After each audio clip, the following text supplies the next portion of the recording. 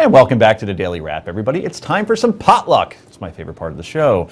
It's where each of us brings a story to the table, just like you would bring a dish to a potluck dinner that I'm actually going to this weekend for the first time. True story. Anyway, up first, Rick Unger, what did you cook up tonight? I can't wait to hear what the rabbi has to say about this one. The rabbi, I'm in big trouble. Okay. I can't wait. Okay. Dish it up. So the Washington Post reports yesterday that somebody in Bibi Netanyahu's office, probably Bibi Netanyahu, has been leaking details of the negotiation between Iran and the United States working towards a nuclear agreement of some sort. That's ugly. If that's true, and I'm saying if it's true because we don't know yet that it is. If it's true, that is such a breach of confidence that I find it terrifying in the long run. Look, and making it even worse, as the story goes, they're only leaking the parts that make it look really bad. They're not leaking the parts that would go, oh, well, maybe that's not such a bad idea. Can we rewind as far as your thoughts on Netanyahu, President Obama, Congress, talking to Iran and cutting Israel out of those talks? I just want to know, it's like a prequel. Well, Let's now go back you to know the beginning. why they cut them out. They're leaking No. it. Here's the thing. This could all be titled Men Behaving Badly. And here I mean both Netanyahu and President Well put. Obama. Well put. And it's got to get past this. They are both behaving abysmally. The truth is, I don't believe Bibi should have ever accepted the invitation to come here. But then there is the obligation, when you're the stronger power, in that case that is the United States and that is the president, to allow the fumble that Bibi committed to become the political football in a relationship that has been sacrosanct for the history of the state of Israel. The truth is, both of these men are going to live to regret what they're doing, not because the relationship between the U.S. and Israel will end up suffering. The truth is, it's the most dangerous region in the world, and the United States has one great friend that actually looks very much like the United States. But that they have allowed that relationship to devolve to this. They together. You blame the president. No. I blame the president more for one reason. When you have more power, you have a greater obligation. I blame Bibi more because of my own personal anxiety and anger at him. But when you have more power in any relationship, you have a greater level of moral accountability. And so Bibi fumbled, and the president spiked that fumble in a really bad way. I'm with you 95%. Because Rick, you're friends with Stan Lee, obviously, isn't it? With great power comes great responsibility. There you go. Right, Thank you. absolutely. Simple. Heather, jump in. But I think that the men our behaving Spider-Man badly moment. is exactly the case, where it's like he didn't get the invitation to the prom, and now there's like a fight back and forth, and it's a little game between them Well, that it's they a little are more going than to, that. but they are going to regret it when time passes I and agree look with back that. on this as some trivial little thing when we have so many bigger things going I on right agree now. with you that they will both regret it. I think your statement is correct, but it's not a trivial little thing. When you disrespect, not just Bibi, I put as much blame, if not more, on Speaker Boehner. When you disrespect the office of the presidency, forget who's currently in it, that's a big deal.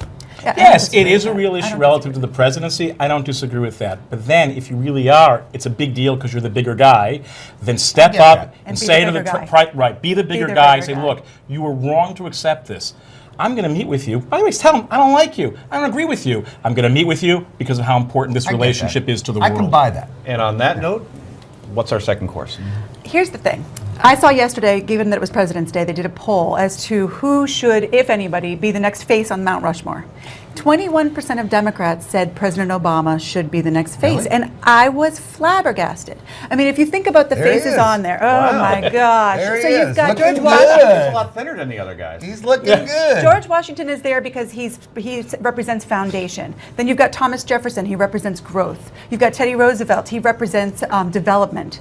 And you've got Abraham Lincoln, who Too represents many Republicans. preservation. And what is Obama going to represent? I mean, if anything, many would say he would represent the decline of all of those things. Well, I wouldn't get carried away, but I agree. many, he's probably many, not the one many to go would. on. Yeah, I mean, listen, leave it alone. If you're not going to leave it alone, then it needs to be somebody who has borne the test of time and Who do history. you think it should be? If anybody, FDR. I'm with you. So I actually love the statistic for a different reason. It helps explain the iconic status which the president has for a bunch of Democrats that explains why oftentimes things that ought not be overlooked get overlooked. That's right. It really explains a deeper psychology. And by the way, I get it, first African-American president, there are mythic overtones to this. So it's not about being angry, but to be able to own that and go, wow, if he really is iconic for us in that way, maybe we should be listening to others who don't always agree with us to get a different picture on things. Who Well, would and you it- put up there? Oh boy, I was hoping to dodge that one. You know what? I could go with FDR, and I'll take heat on for that. I could go with Ronald Reagan, and I'll take heat on that. Reagan's another I option. think actually we don't know right now, and that's a very serious question about how Americans regard the presidency. But I would love to see that polled and see where people are on it. Heather's got it right. FDR. FDR. He saved this country. Yeah, I mean, I think that if you're going to add to those names and what they stand for, he would be the right fit. Okay. Well, I would actually go, believe it or not, with President Clinton, but unfortunately, he's Really? already been. Yes, but he's already been taken. He will have apparently his face up on the mountain at Orgy Island. It's such bad material. Up next, more potluck, and then it's time for yay or nay. Stay tuned. This is the Daily Wrap, and it's only on Newsmax TV.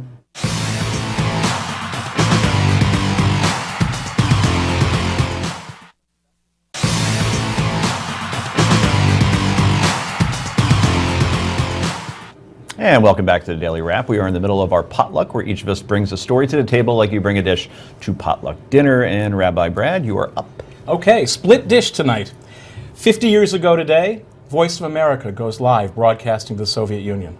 And very much related to the media war that's going on with ISIS and what this country is going to need to do, take a much more sophisticated approach to being in play, not only with bombs and bullets, which tragically we're going to need a lot of for a while, I think, but also in, and I get it, the overtones of Vietnam, not simple, the hearts and minds of the larger Muslim world. If in fact, and I think it's true, the overwhelming majority, say 85% of Muslims, know that ISIS is out of control and must be stopped by any means necessary. They also need to know that there is a larger culture that will support them.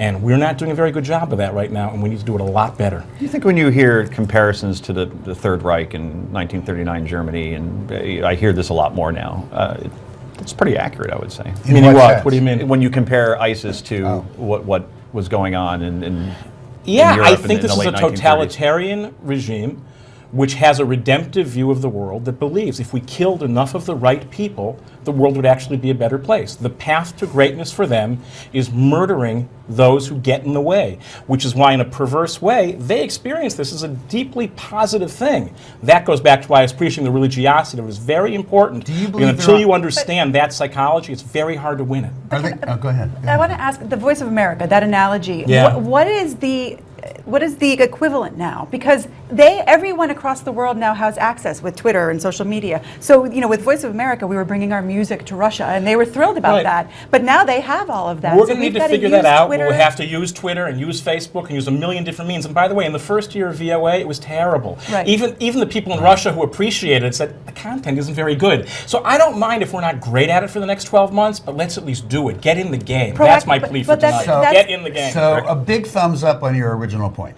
I liked it.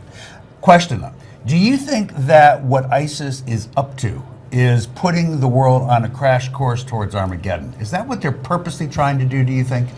I don't know if they think of it that way because the redemptive schemes of Islam and this part of it don't necessarily work in that way. They're not waiting for some other war. This is their war to fight.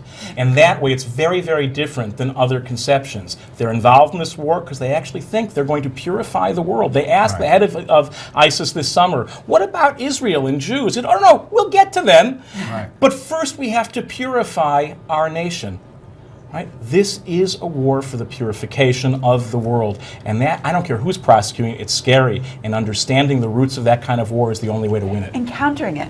Countering it with some sort of propaganda. And we've got to figure out a way to do that. This summit that they're having this week at the White House, they've got to figure out a way to do that. For the younger people, the young men that are joining up in this war, they have to be the focus. But that's a pretty small, negligent number. The best way to counter it?